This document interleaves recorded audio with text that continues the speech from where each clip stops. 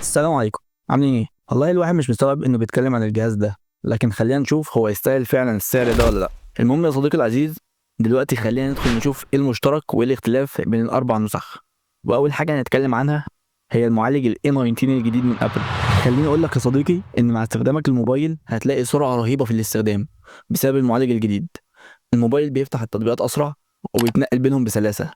وبالنسبه للالعاب، لو انت بتحب الالعاب فزي ما ابل معودانا، الألعاب هتشتغل بجودة أعلى وجرافيك عالي جدا وسلاسة من غير ما تحس ببطء. وبالنسبة للتصوير فهتلاقي معالجة الصور أنظف وأوضح حتى في الليل، وكمان هتصور فيديوهات في 4K من غير ما يسخن معاك بسرعة. وطبعا بطارية المفروض أطول علشان المعالج ال A19 بيستهلك طاقة أقل، والمفروض برضو AI أسرع وأحسن، بس ما أعتقدش إنه ينفع يتقارن بال AI بتاع سامسونج. هو يتفوق عليه في الحتة دي الصراحة.